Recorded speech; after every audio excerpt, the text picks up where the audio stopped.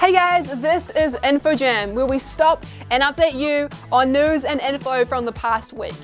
Leading news this week, May marks Aotearoa's iconic New Zealand Music Month celebration.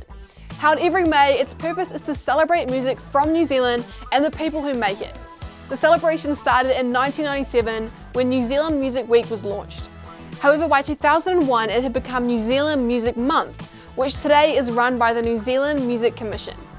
They work with other organisations including New Zealand On Air, Recorded Music New Zealand, APRA, the Music Managers Forum and Independent Music New Zealand.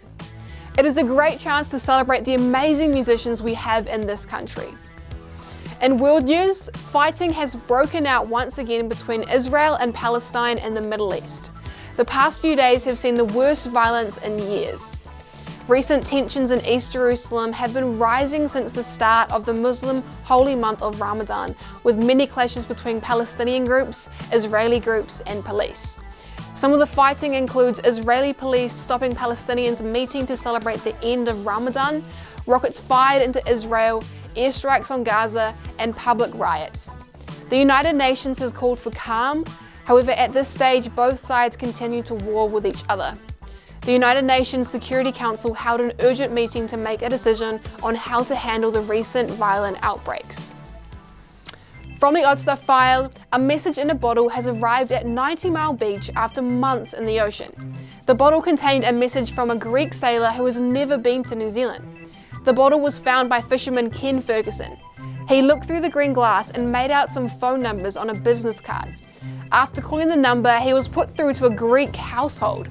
It turns out that Captain Karavolos put the card into the bottle, put the cork back on it, and turfed it out to sea about a year ago during a sailing trip between Australia and China.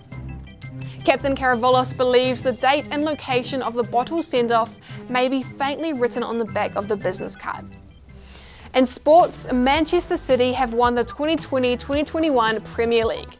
City secured the title after second place Manchester United were beaten 2-1 at home by Leicester City. Manchester City are now 10 points clear of Manchester United, who only have 3 games left.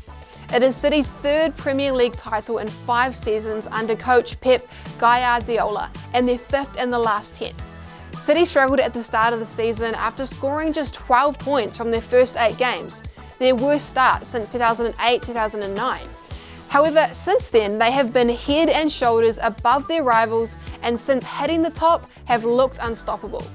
After losing at Tottenham Hotspur in November, they won 22 of their next 27 matches, including a 15-game winning run and a record equaling 11 successive away league wins. Our pop culture topic this week is Ariana Grande. Singing superstar Ariana Grande has got married to her fiancé Dalton Gomez. The 27-year-old was married at a small ceremony of less than 20 people. It is understood to have taken place at her home in Montecito, California. Grande announced she was engaged in December last year to 25-year-old real estate agent Dalton. The couple were first linked in February 2020 after being spotted out and about together in Los Angeles. Apparently the two met after Gomez helped Grande during her search for a new house. Finally, the value of the week this week is generosity. Generosity means giving up one's benefit for the good of others. There are times when people in your community are struggling. Whether your family, school or neighbourhood has been going through some tough stuff that has left the whole community struggling in some way, or there has been money issues or a pandemic. When communities are finding things hard, people within them can feel down, disconnected and discouraged. In those times, it's helpful to find ways to be generous and see how it helps to create a better community for everyone to be a part of. When your community is struggling, being generous helps everyone, including you. We can give our time, resources, and support to those in need. When a community is full of generous people, it thrives and is an enjoyable place for everyone to live in. And a huge shout out to St. Peter's School in Palmerston North. Have an awesome day, guys.